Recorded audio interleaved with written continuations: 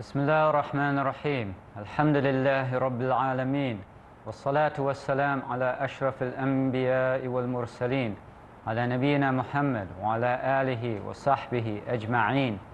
اللهم علمنا ما ينفعنا وانفعنا بما علمتنا إنك أنت الجواد الكريم. Assalamu alaikum wa rahmatullahi wa barakatuh. Welcome to, inshallah, the final episode on our series on Islamic finance. Our previous episode, we ran out of time before fully discussing the topic. The number one problem facing Islamic finance, and indeed stable economic system for the world, is the issue of money, the nature of money in the modern economy. And we spent a considerable amount of time talking about the opinion of some Muslim activists, writers, thinkers, that the only legitimate form of money is gold and silver, that these are ordained by Allah for people to use, and if we use anything else, then we're disobeying Allah. And some of them go so far as to say that those who issue fiat money, they are doing shirk, that they're challenging Allah in one of His particular preserves. When I first read that, I thought this is fairly absurd. That view is slightly strengthened when I read that, where did this term fiat money come from? Fiat is from a Latin word which is related to a command, and it's the same terminology that's used in the Latin version of the Old Testament, the book of Genesis. When it starts out, the first sentence in the book of Genesis says something about how in the beginning there was nothing, or there was darkness. God said, "Let there be light." So the Latin translation of that term, "let there be," it uses some derivation of the word fiat. So, let there be light. God said, "Let there be light," and the governments are saying, "Let there be money." So it's still a bit of a, in my opinion, overstatement, as we will take up the discussion again about what is the Sharia stance on gold and silver. We mentioned that those who are trying to assert that the use of gold and silver is mandated by the Sharia, they cite verses from the Quran that mention the use of gold and silver in exchange. And the counter-argument to that is that these are descriptions, they're not prescriptions. In other words, they're describing something in terms of what people are familiar with. These verses are describing media of exchange, which in that context was gold and silver. And that point was particularly highlighted by the mention of the word dirhams in the sale of Yusuf, when he was taken to Egypt and sold for a number of dirhams. That didn't refer to silver coins, it referred to silver bullion, even though the dominant meaning of dirham in Arabic was a silver coin. It also had that secondary meaning of a weight of silver. And that certainly in the Egyptian society, their name for that bullion was not dirham, just as it wasn't shekel, which was the name that was used for it in the Old Testament. In both cases, the people that were being addressed at the time that these books were revealed or transmitted or written down, or whatever you want to call it in the terms of the Old Testament, the people who were reading them or being addressed by them were being addressed in terms that they understood. Now, there's an even more compelling reason for discounting the use of descriptive verses to indicate obligation. If we look at a verse in Surah Al-Anfal in which there is a command that addresses people in terms of the circumstances in which they live.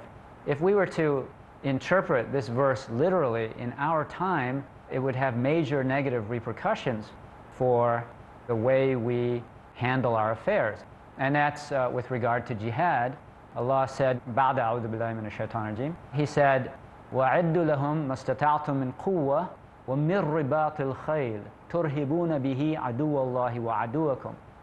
Prepare for them what you're able to of power and stables of horses, in order that you strike fear into the enemies of Allah and your enemies. So there are two things that the Muslims were being ordered to prepare. One was strength, and the Prophet ﷺ, in a famous hadith, he explained that quwwa, strength or power, is shooting. And in that time it was shooting arrows. In our time it's bullets and guns and intercontinental missiles. Those are forms of shooting. But that linguistic word covers all of those. Linguistically, stables of horses, you can't interpret that linguistically to mean tanks or something else. Tanks are not horses. So that was addressing people based upon what they were used to, and it's a command. And that command would have to be reinterpreted in our time. If we were being demanded to fight tanks with horses, well, that happened in World War II. The Polish army had a cavalry, and when the Germans invaded, they used tanks. And the Polish army tried to resist, and the resistance was over in a day or two. So that's a prescription in the Quran that cannot be understood except that it was addressing people in terms of what was relevant to them at the time. And of course, the basic lesson can be extracted from that and then reapplied to our modern circumstances. But an ultra-literal interpretation, nobody is calling for that. Now, it's true, there were Muslim scholars in the past who said that Allah created gold and silver for this special purpose. Al-Ghazali, he said that, you know, if you look at gold and silver, they don't really have economic uses except as measures of value and media of exchange. And the aspect that he singled out in particular was measure of value. Economists, I mean, this is a classical issue, when they talk about money, they usually define it by function, which is medium of exchange, measure of value, and store of value. And as we mentioned in a previous episode, medium of exchange and store of value are conflicting objectives. If you store money, gold and silver, as mentioned in the verse, if you store it and you don't spend it, then you're taking the lifeblood out of the economy. Money is like blood that circulates through the body of the economy. If there's not enough blood, or if it's not moving fast enough in your body, then you'll go into shock. When there's not enough money in an economy, or it's not moving fast enough, the economy goes into recession or depression. If we also look at, you know, this contemporary understanding of a divine mandate with regard to gold and silver, you know, major scholars from the past didn't see it that way. As we mentioned in a previous episode, Imam Malik said, وَلَوْ أَنَّ النَّاسَ أَجَازُوا بَيْنَهُمْ الْجُلُودِ حَتَّى تَكُونَ لَهَا سِكَّةٌ وَعَيْنٌ لَكَرِهْتُهَا أَن تُبَاعَ بِالذَّهَبِ وَالْوَرِقِ نَظْرَةً. In the Mudawwana, this statement of his is recorded, said, if the public were to accept leather as a medium of exchange among themselves and turn it into minted money, I would detest its sale for gold and silver for deferred payment. Because what he was saying is that if something is being used as money by people, people accept it as medium of exchange, then the rules of riba would apply to it. And that's, you know, an alternative working definition of money is an agreement within a community to use something standardized as a medium of exchange. And the authors from whom I pulled that definition, they made the point that if you were to wash up on a desert island and you have a suitcase full of $1 million and you have a knife and there's nobody else on the island, how much is that $1 million worth to you? We're going to take a break and come back, inshallah.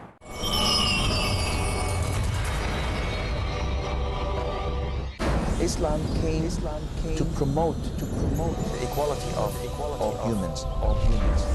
There is no difference between a black and a white, Sheikh Asim al-Hakim, an Arab or a non-Arab. And this was manifested by the Prophet ﷺ's teaching. striving for the oppressed, The first thing he did was to spread justice and fairness among all. guiding the misled wrongdoers, caring, forgiving, and humanitarian, saving people from hellfire. Allah tells us that He is the mercy to the world. Watch our unique series on the exemplary character of Prophet Muhammad, peace be upon him, who was indeed a mercy to the worlds. Tomorrow at 3 p.m. and repeat telecast at 1 a.m. Saudi Arabia on Peace TV.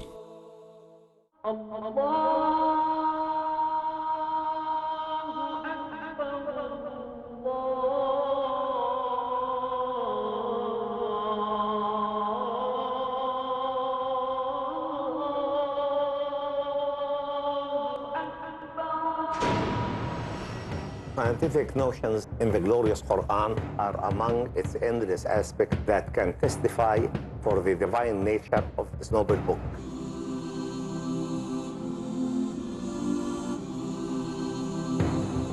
These scientific notions are probably the best addressed to the people of our time. I am Zaghlul al-Najjar. Please join me in this program to discuss some aspects of the scientific notions in the glorious Quran. سنريهم آياتنا في الآفاق وفي أنفسهم حتى يتبين لهم أنه الحق.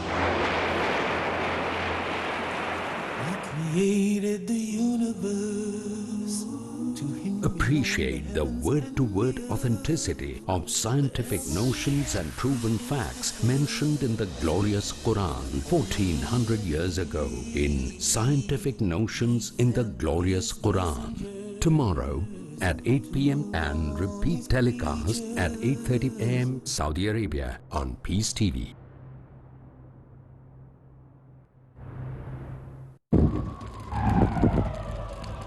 Dialogue. Discussion. Debate. Rebuttal. Conclusion. Eliminate misconceptions about religion. Get enlightened.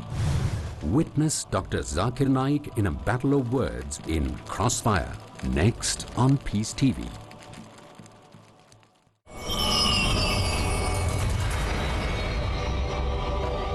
Assalamu alaikum wa rahmatullah. Welcome back. So we're talking about the nature of money and definition of money. We're talking about if somebody were washed up on a desert island with $1 million and a knife, and there's nobody else on the island, how much value is that $1 million to you? Not worth anything at all, because there's no community to exchange it with. The knife retains its value. The money only has value in a social context, because people have agreed to use that particular thing as a medium of exchange.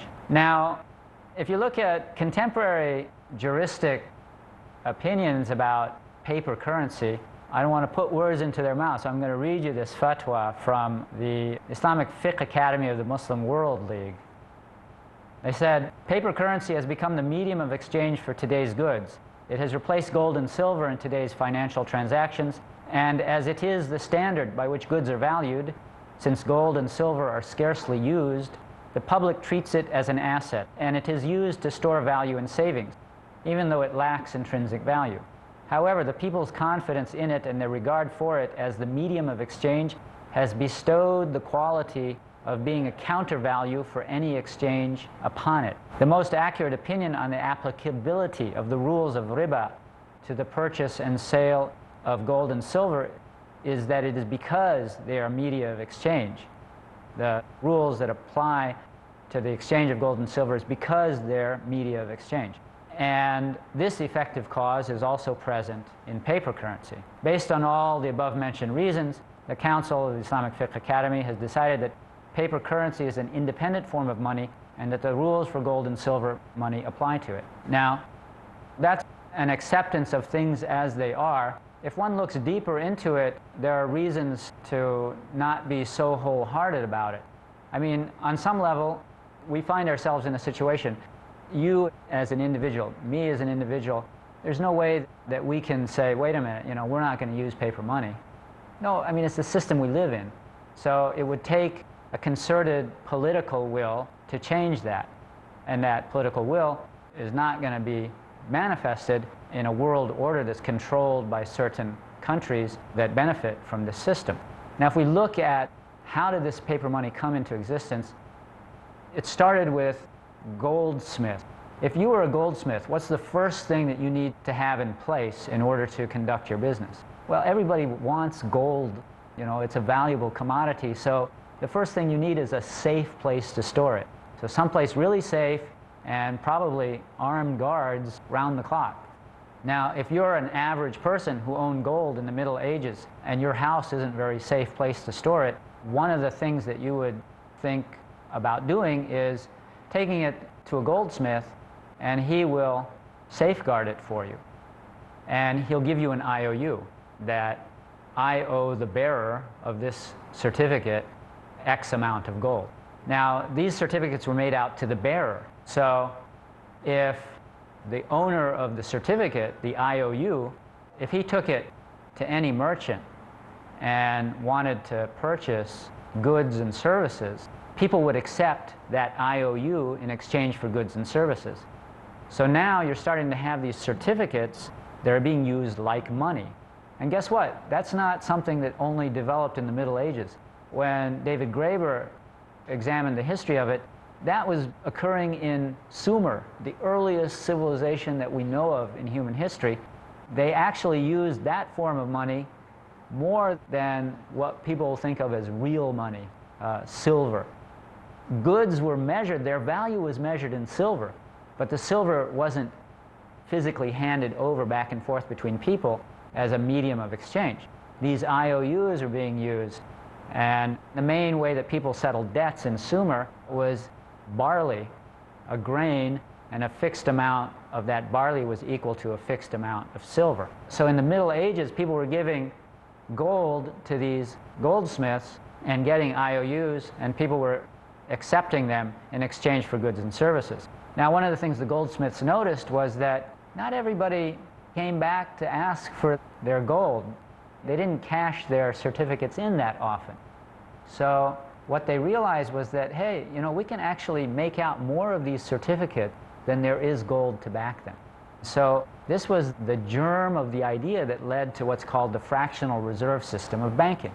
Goldsmiths developed into banks.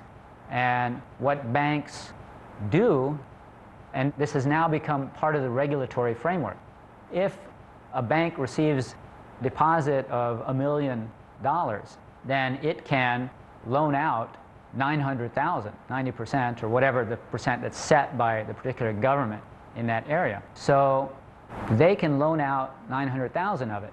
Well, if somebody deposits that 900,000 in their account, then that bank can loan out 90% of that, which is 810,000. And so there's a cascading series of loans that can be made from that original $1 million. So depending on how much the reserves are required, then that original million, when it shows up as a plus in somebody's bank account, the bank can loan that out so that $1 million will become 10 million in the system. Now, when those loans are created, the interest to pay them isn't created. And so there's a certain amount of problem there. How are the people going to pay the loans they owe if the money to pay them only covers the capital and not the interest? Well, again, the issue comes up of the speed of circulation. According to Steve Keen, who's a heterodox economist, I mean, he demonstrated, he built this model where that kind of system can be stable because of the speed of circulation of money, that the capital plus the interest on repaying a loan in that situation, not all loans come due on the same day. So the same money gets used to pay various people's loans as exchanges and transactions unfold in the economy. So in theory, that kind of a system could be stable, but in practice, it has been massively unstable. And this power of banks to create money is not something that was the idea of conspiracy theorists. The vice president of the New York Federal Reserve Bank, Anthony Holmes, he explicitly mentioned that not only do banks have that power to create this cascading form of money from deposits that come to them, but they can actually create money when a customer comes to them seeking financing. If they determine that this is a creditworthy customer, they can just loan them money.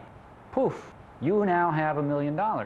And according to the way the rules work, they have 2 weeks now to find enough reserves to justify that loan. And if they can't find it from anyone else, they'll go to the central bank, the Federal Reserve, which is a private bank. It's not a government bank. This is one of the things that many people are woefully unaware of, is that these things which are called central banks, Federal Reserve Bank, the Bank of England, the Bank of Sweden, these are not government banks. They're owned by private entities. So what that means is that these private entities loan money to the government and then make interest on the loans. Now, one of the key issues with money is seigniorage, which means that if new money enters into the economy, the first person or the first party that uses that money, they have an advantage over everyone else in the system. So if banks create money, then loan it out to people on interest. From an Islamic point of view, what is the justification for them charging interest on this loan? What did it cost them to create it? It was created by keystrokes in a computer. Yes, if they don't have the 10% reserve to cover it, they have to borrow from the central bank, but it's at a greatly discounted interest rate, and that charge is passed on to the customer. So what is it that the banks are providing that couldn't be provided in some other way without charging interest? So what are some of those other ways? Well, I mean, there are countries in the world that still have government-owned banks. China is definitely one of those, and Malaysia is one. You can make a column of countries where the central banks are privately owned and countries where they're publicly owned. Now, if a government creates money, there is less abuse in the system than private entities who create money and then charge the entire society for it.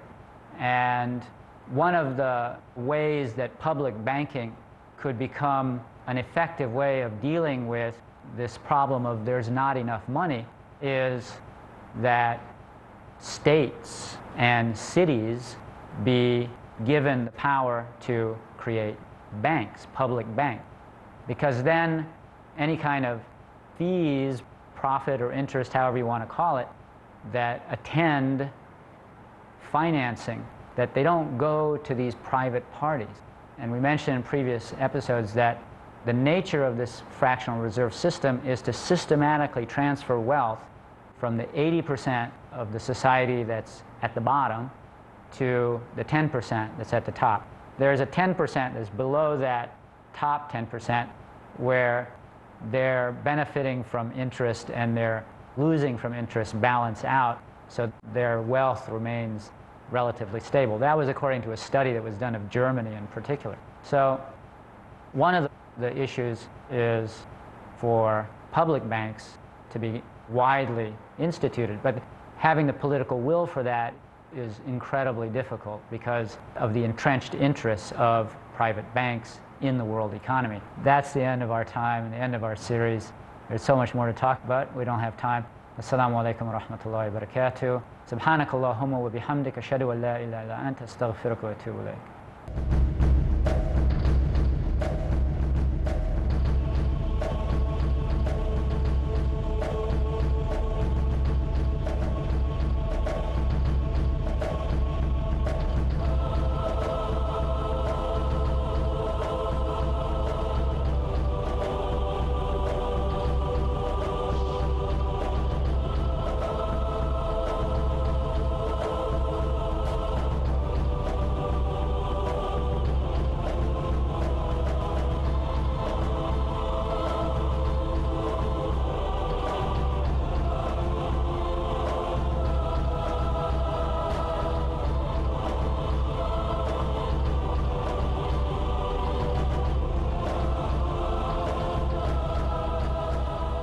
She wakes early in the morning with a smile, and she holds my head up high. Don't you ever let anybody put you down, 'cause you are my little angel. Then she makes something warm for me to drink, 'cause it's cold out there, she thinks. Then she walks me to school, yes, I ain't no fool, I just think my mom is amazing. She makes me feel like I can do anything. And when she's with me, there's nowhere else I'd rather be. After school, she's waiting by the gate. I'm so happy that I just can't wait to get home to tell her how my day went. Eat the yummy food only my mom makes. Then I wind her up 'cause I don't want a bath. And we run around the house with a laugh. No matter what I say, she gets her way. I think my mom is amazing. Sing with me. She makes me feel like I can do anything. And when she's with me, there's nowhere else I'd rather be. In the evening, she tucks me into bed, and I wrap my arms around her head. Then she tells me a tale of a girl far away who one day became a princess. I'm so happy I don't want her to leave, so she lies in bed with me. As I close my eyes, how lucky am I to have a mom so amazing. She makes me feel like I can do anything. And when she's with me, there's nowhere else I'd rather be.